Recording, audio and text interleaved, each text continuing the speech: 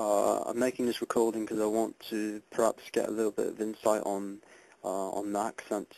I'm originally an American, but been trying to just, for the fun of it, get a little bit of a British accent going here.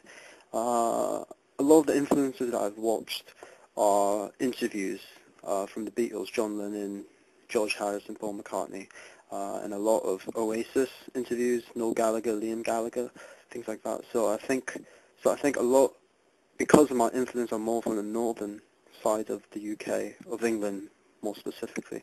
I think my accent tends to go more towards the northern side rather than the south of London and things like that.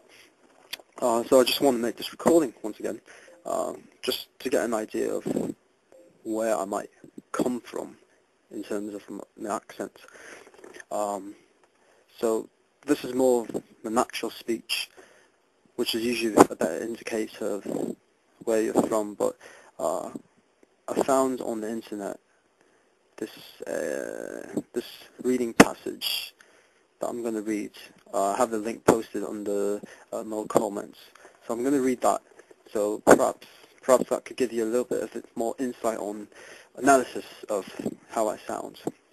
Okay, so it was 8:30 on a rather warm sunny morning. In his small house at the other side of the woods, Mr. Tickle was fast asleep. He was having a dream. It must have been a very funny dream because it made him laugh out loud, and that woke him up. He sat up in bed, stretched his extraordinary long arms, and yawned an enormous yawn. Mr. Tickle felt hungry, so do you know what he did? He reached out one of his extraordinary long arms, opened the bedroom door, reached down the stairs, opened the kitchen door, reached into the kitchen cupboard, opened the biscuit tin, took out a biscuit, brought it back upstairs, in through the bedroom door, and back to Mr. Tickle in bed. Mr. Tickle munched his biscuit and looked out of the window. Later that day, after Mr. Tickle had made his bed, cooked his breakfast, and washed the dishes, he set off down the garden path and through the wood. As he was walking along, he kept his eyes very wide open, looking for somebody to tickle. Pretty soon he came across the school. In one classroom, he was sure he could hear what sounded like children singing.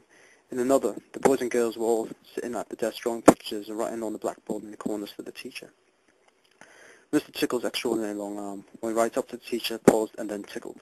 All of a sudden, the teacher jumped in the air and turned around very quickly, but he couldn't see anything. Mr. Tickle smiled and then tickled the teacher until he started shouting, "Stop it," over and over again. Chuckling to himself, Mr. Tickle jumped down from the window. The children whistled and cheered noisily. The poor teacher just scratched his head.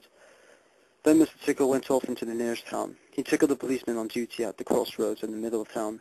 First he tickled the greengrocer just as he was piling apples nearly in the new shop window. The greengrocer fell over backwards, and apples rolled all over the shop.